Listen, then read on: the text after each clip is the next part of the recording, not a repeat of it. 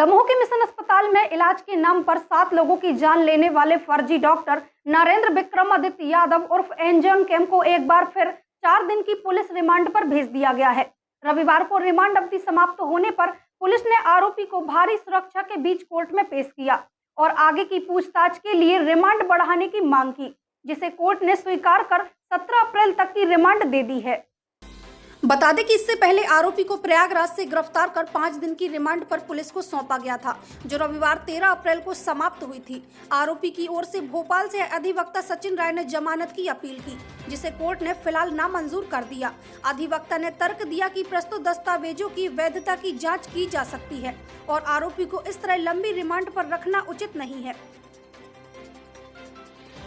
न्यायालय द्वारा याचिका खारिज किया जा चुका है और 17 तारीख तक पुलिस रिमांड बढ़ा दी जा चुकी है। क्या पुलिस अधिकारियों द्वारा ये निवेदन किया गया कि जांच की जानी है अभी, और जिसके लिए इनकी पुलिस रिमांड में आवश्यकता है। इसलिए माननीय न्यायालय ने ये ध्यान में रखते हुए कि विवेचक को इसमें परेशानी ना हो, इसी तरीके से निर्णय किया है। नहीं, पुलिस ने ऐसी कोई विशेष परमिशन नहीं ली है और अधिक जाँच करने के लिए 17 तारीख तक रिमांड दी गई है। अगला कदम हम सेशन में इसके लिए जमानत आवेदन लगाएंगे। आज जमानत। वहीं मामले की गंभीरता को देखते हुए पुलिस अधीक्षक सोमवंशी ने एसआईटी का गठन कर दिया है।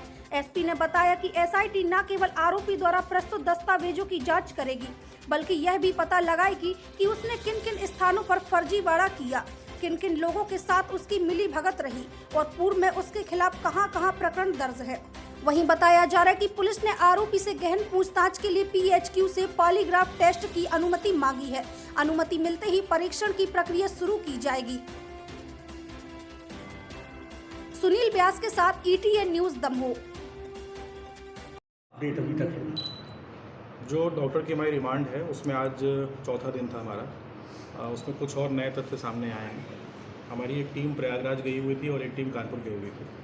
प्रयागराज की टीम ने उनके घर पर जो सर्चिंग की है उसमें बहुत सारे फर्जी डॉक्यूमेंट मिले हैं, बहुत सारी सील्स मिली हैं, बहुत सारे नए आधार कार्ड मिले हैं, अलग अलग फ़ोटोज़ के साथ नए नए आईडी कार्ड मिले हैं और एक तरह की लैब है पूरी जो फर्जी document, certificate, seals, ID card बनाने के लिए डॉक्टर साहब ने वहाँ पर इकट्ठी की हुई थी और उसके संबंध में बहुत सारी जब्तियाँ की गई हैं जो हम वहाँ से लेके आए हैं।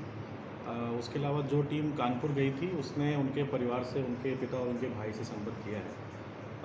दोनों लोगों से बातचीत हुई है, उनके स्टेटमेंट हुए हैं।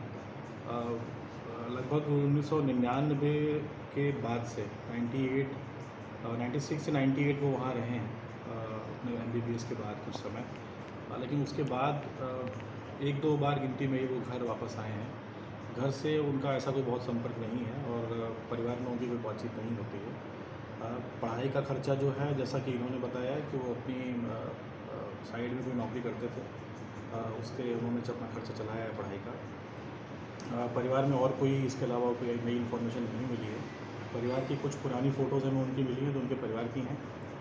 कानपुर में जिस स्कूल से वो पढ़े हैं वहाँ का हमें डॉक्यूमेंट प्राप्त किया है। तो कुछ चीज़ें तस्दीक हो रही हैं, पर कुछ चीज़ें अभी भी जो उनके द्वारा बताई गई हैं उनके बयान में, उसके वेरिफिकेशन में अभी थोड़ा समय लगेगा। नाम इनका नरेंद्र यादव सही है, पिता का नाम गयापाल सिंह यादव है। उनकी वहाँ पर एक शॉप है, पूरा परिवार का भरण पोषण उसी से होता है। स्कूल में, MBBS में और उसके पहले जो इनका म्यूनिसिपल कॉर्पोरेशन का डॉक्यूमेंट है उसमें भी यही नाम है। इनके नाम चेंज करने की जो प्रथा है 2013 के बाद शुरू हुई है, जो कि जैसा कि मैंने पहले भी बताया था कि 2013 में नोएडा में एक FIR हुई है। जो हमारी FIR है उसी कंटेंट पर एक FIR हुई थी। वहाँ पर भी हमारा संपर्क हुआ है। जो उसके शिकायतकर्ता हैं वो मंडे को यानी कि परसों सारे डॉक्यूमेंट हमें भेजेंगे FIR के, और जितनी बात उनसे चर्चा हुई है उसमें भी इसी प्रकार के कुछ फर्जीवाड़े का मामला सामने आया था। तो उस हॉस्पिटल का जो पैनल है उसने इनके डॉक्यूमेंट फर्जी पाए थे और फिर वहाँ से ये फ़रार हो गए थे। उसके बाद वो FIR हुई है, उसमें इनकी गिरफ्तारी नहीं हो पाई है। हम नोएडा पुलिस को और भी पत्राचार करेंगे इनकी गिरफ्तारी। नहीं, उस समय तक नाम नरेंद्र यादव ही था। 2013 की FIR के बाद 2014 में इनको IMA ने इंडियन मेडिकल एसोसिएशन ने जो है 5 साल के लिए बैन किया था।